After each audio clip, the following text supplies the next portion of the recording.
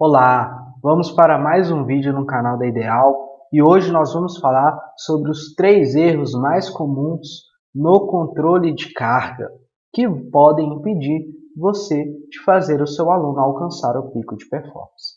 Antes da gente discutir sobre os erros mais comuns, deixa eu esclarecer uma diferença conceitual.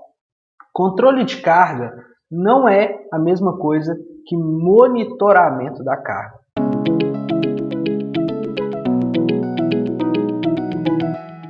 Dentro dessa ideia, o monitoramento da carga é quando você estabelece um processo de registro das cargas prescritas, a carga externa, e das respostas fisiológicas da carga, chamada carga interna. Se você dá um passo seguinte, você também estabelece o processo de registro do controle de recuperação e da prontidão física para o próximo estímulo, com medidas de desempenho. Quando se fala de controle de carga, nós estamos falando também de um registro de variáveis da carga prescrita e da resposta à carga, nesse caso a carga interna, mas nós estamos falando de variáveis que permitam eu alterar a carga in loco no momento onde está acontecendo a resposta àquela carga. Vamos dar um exemplo. Eu estou numa corrida e eu estou com um monitor cardíaco. Eu estou registrando a minha frequência cardíaca. Se durante a corrida eu vou olhando o meu monitor cardíaco e eu percebo que eu bati uma zona meta de frequência cardíaca e eu regulo a minha intensidade para eu continuar naquela zona meta, eu estou fazendo um controle de carga. Agora, num outro exemplo, eu ainda correndo com o meu monitor cardíaco, mas hora nenhuma eu olho para o relógio para ver qual frequência cardíaca eu estou. Ao final da sessão, eu pego aquele registro de frequência cardíaca e avalio se aquela sessão saiu do padrão do que eu estava fazendo, se não saiu, se ela bateu planejado, se não bateu, e dali eu tomo uma decisão para a possível sessão seguinte. Aí eu estou fazendo monitoramento da carga. Bom, então dentro dessa diferença, o controle de carga é quando você dentro faz modulações da carga in loco durante a execução do exercício. Ok? Deu o exemplo da corrida, mas existem exemplos no treinamento de força, exemplos dentro das modalidades esportivas durante a sessão. Então hoje nós vamos discutir sobre controle da carga. Se você quiser saber sobre alguns erros comuns no monitoramento da carga, dá uma olhada no nosso canal que a gente já fez alguns vídeos sobre monitoramento da carga. Mas vamos falar especificamente sobre controle. O primeiro erro é quando você tem uma sessão prescrita pela frequência cardíaca, e aqui é um exemplo que cabe mais ao treinamento aeróbico, a atividades usando meios de treinamento de corrida ou a esportes coletivos. Mas o primeiro erro é quando você prescreve a sessão pela frequência cardíaca e você desconsidera que existe um efeito da fadiga sobre a intensidade. Como assim, Bruno? Pensa numa corrida, eu botei como meta que eu vou ficar a 70 batimentos por minuto ao longo de 30 minutos de corrida. E nos primeiros quilômetros eu consigo achar uma velocidade que eu fico próximo dessa zona de frequência cardíaca e eu consigo manter estável. Mas acontece que à medida que o tempo vai passando, eu começo a não conseguir manter aquela mesma velocidade para a mesma frequência cardíaca. Começa a haver um efeito de diferentes processos fisiológicos que levam a um aumento da fadiga, que fazem com que para eu manter aquela velocidade de corrida, a minha frequência cardíaca tenha que ficar maior. Nesse caso, se o meu treino está prescrito pela frequência cardíaca e esse treino é uma corrida constante, por exemplo, para eu manter aquela frequência cardíaca constante, o que vai acontecer? Eu vou precisar regular a minha intensidade, minha velocidade de corrida para baixo. Então, se não tem problema nenhum prescrever pela frequência cardíaca e controlar pela frequência cardíaca, mas eu preciso entender que num treinamento como esse, o que vai acontecer ao longo do tempo, eu tenho que regular a minha velocidade para baixo para eu manter aquela frequência cardíaca. O que é melhor? Bom, não existe o que é melhor. Você vai manter um estresse cardiovascular provavelmente ali constante. Na sua concepção, talvez aquele estresse cardiovascular vai levar a adaptações aeróbicas, mesmo com uma redução da velocidade. Mas se você estiver pensando em economia de movimento, em produção de carga mecânica, você vai gerar uma menor velocidade. Isso vai fazer com que você produza uma carga mecânica e pode afetar, por exemplo, uma melhora da economia de movimento, caso você tenha identificado que essa era uma dificuldade do seu aluno. Então, existem pontos positivos e pontos negativos que você precisa levar em consideração, entendendo que esse efeito existe. Aqui eu dei um exemplo de uma atividade constante, mas também nos treinamentos intervalados, caso eu tenha zonas de frequência cardíaca metas, o que vai acontecer é que para eu chegar naquelas mesmas zonas, eu vou chegar a intensidades menores ao longo do tempo, porque vai ter um efeito da fadiga ao longo das séries. Então, eu preciso levar isso em consideração. Ou não, eu quero manter a velocidade e eu entendo que ao longo do tempo a minha frequência cardíaca vai ficar cada vez maior e cada vez se aproximando da frequência cardíaca máxima. Ok? Então, esse é um erro que a gente precisa considerar quando se fala de controle de carga modular, algum parâmetro da carga de treinamento baseado em alguma variável coletada durante a execução do esforço.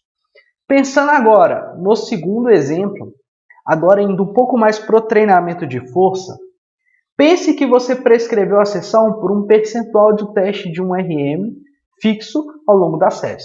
Você fez um teste prévio, você descobriu que o indivíduo faz 50%, um RM num valor X. E aí você prescreveu 4 séries a 50% daquele valor de um RM.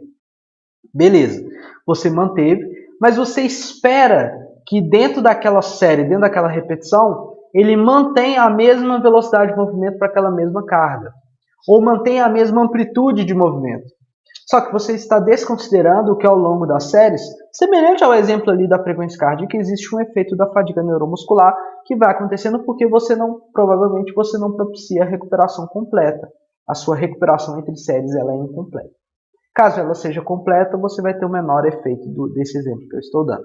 Mas na grande maioria das vezes a gente está falando de recuperações incompletas, que não são suficientes para recuperar todos os efeitos da fadiga e para recuperar todos os substratos energéticos. Mas você prescreveu, manteve o peso constantemente igual ao longo das séries. O que vai acontecer é que você vai ter um efeito somatório de fadiga neuromuscular e para você conseguir executar aquele mesmo peso ali na última série, ou você vai modular a velocidade, não conseguindo imprimir tanta velocidade, tanta potência no movimento como nas séries anteriores, ou você vai modular, por exemplo, a amplitude de movimento, reduzindo o tempo total sob tensão, a amplitude sob tensão e reduzindo ali o trabalho total mecânico e a amplitude total do movimento e que vai influenciar na duração, e isso vai fazer com que você consiga manter aquela intensidade. Então, se você controlar a sua variável principal da carga de treinamento controlada ali durante o treinamento de força é o peso levantado, você tem que entender que para a manutenção daquele peso ao longo das séries e uma recuperação incompleta, os outros parâmetros serão afetados, como velocidade, amplitude de movimento, duração da repetição, tudo isso vai ser influenciado por causa do efeito da fadiga neuromuscular. Então você precisa considerar isso dentro do seu treinamento. Agora indo para o terceiro erro. Antigamente, era muito comum você ver alguns profissionais prescrevendo treinamentos intervalados de corrida, às vezes até no treinamento de força, ou mesmo no contexto do esporte, basear o tempo de recuperação num determinado valor de alcance da frequência cardíaca. Então, você chegou num determinado valor de frequência cardíaca, quando ele reduz, alguns usavam o valor ali 120 ppm, quando ele batia nesse valor de frequência cardíaca, reiniciava o novo estímulo, a nova série, e aí você ia fazendo essas ondulações. Bom, a retomada da frequência cardíaca para um valor menor vem pela retomada do sistema nervoso parasimpático. Essa retomada do sistema nervoso parasimpático, ela possui uma fase mais rápida e uma fase mais lenta, e essa fase mais rápida ela é influenciada pela recuperação dos metabólicos periféricos, pela recuperação dos sistemas fisiológicos. O que acontece é que ao longo das séries, como eu já falei nos exemplos anteriores, eu vou ter um acúmulo de fadiga neuromuscular, central, um acúmulo de metabólitos, um acúmulo de baixo substrato energético, que vai fazer com que o meu sistema nervoso parasimpático recupere de uma maneira mais lenta. Isso faz com que ao longo das séries, em recuperações incompletas, eu não chegue em frequências cardíacas baixas de recuperação tão rápido como nos primeiros intervalos de série. Caso a minha prescrição seja baseada em valores de frequência cardíaca meta de recuperação, o que vai acontecer é que ao longo das séries eu vou ter um aumento do tempo de recuperação entre esforços. Eu vou aumentar a pausa.